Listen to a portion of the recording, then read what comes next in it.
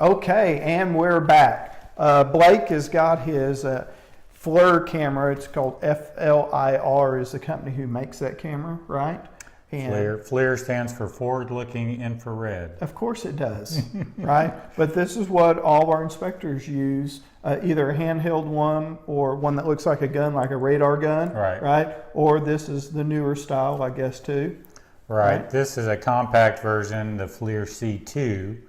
And this camera that we use is really a tool for home inspectors to use. It's not a real high-end camera. It's not high resolution.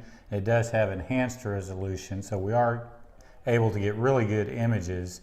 And for our purposes, it works very well. Yeah. It's easy to carry around, easy to use, got a lot of good features and things like that. Turn it around and let them see us. So you can see what the picture looks like, and when I put my hand over there, you can see it's showing the heat from my body there. You can see Matt there. Right, because I'm hot. Yeah, it's hot for sure. Yeah, on that. All right, so why don't you tell us about what you use that camera for and what you look at? Because I know there's a lot of different things y'all use it for, but what's the main things that y'all use that for when you walk through a house? Well, the first thing to know is that this camera measures surface temperatures. That's right. And it shows differences in surface temperatures by showing them as different colors.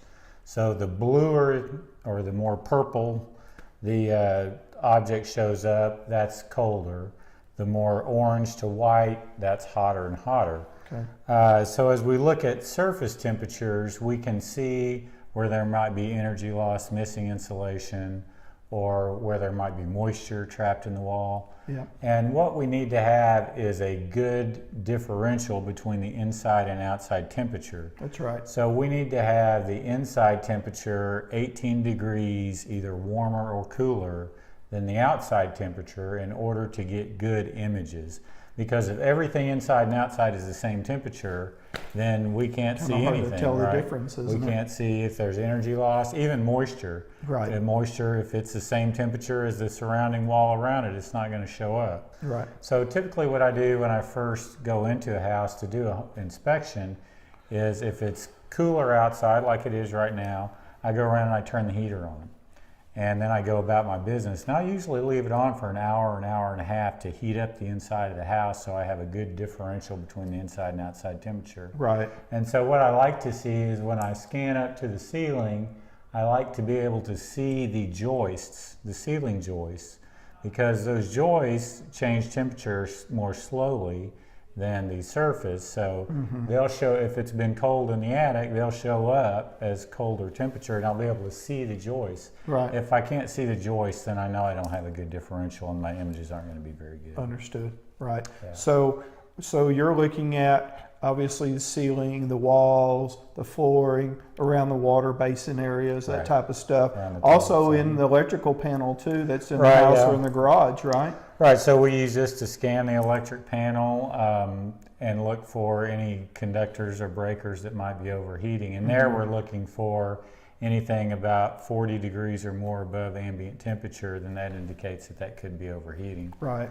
Also, we look at outlets and switches. A lot of times, especially in a dining room, they'll change the light fixture. The builder maybe had a little cheap fixture in there and they come back in with a great big fixture with lots of bulbs on it. Right. And they don't think about changing out the dimmer switch. And so the dimmer switch starts overheating because it's not, it doesn't have well, the they probably had a 15 and they really needed a 20 now. Right, right. The amperage of that switch is just not large enough to serve all those light bulbs. So that fixture is trying to pull more electricity through a small portal. Right. Which means low amps, and so it starts to overheat. I've seen some rheostats that you went to touch them and it burns your finger. Yeah, it's because hot. It's like it's 240 degrees, right? Yeah, that's way over the maximum what that should be at. Yeah. And just looking for a fire to start right there. Yeah. Two is when you're taking pictures or you're looking at the air conditioning register vents, you can tell what the surface is and what's actually coming out of the vent too, and take a picture and use that in the report.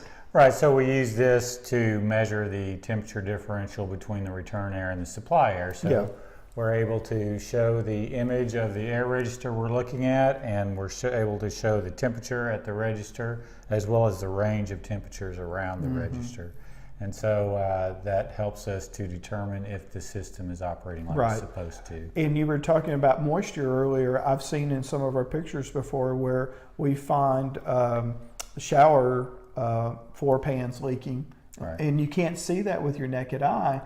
It's been leaking there before, and then you find that. We find moisture in the floor covering around the shower, and we may or may not be able to pick that up visually. If you don't see a major crack, then how would you know, right? And so when we scan around there and we see that dark blue or purple coloring around there, that shows up as moisture, and then we verify it with a moisture meter or something. Yeah, because if you see things up in the ceiling or on the floor like that, you're going to back that up using your moisture meter to find out whether or not there's still active moisture there at the time.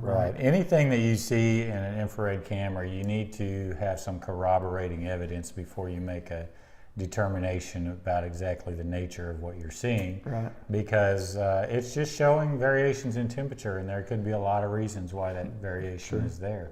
Well, I think having a FLIR camera with every inspector that we have obviously provides a benefit to everybody knowing really what's going on, being able to see a little bit further into the condition of the home than you would with just the naked eye.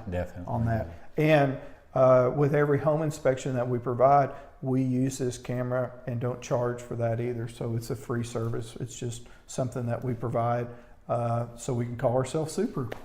That's right. I would hate to have this tool in my bag and not use it and then say, well, you didn't pay for that. And there'd be a major problem uncovered that could have been uncovered with the camera. So I'm going to pull it out and use it.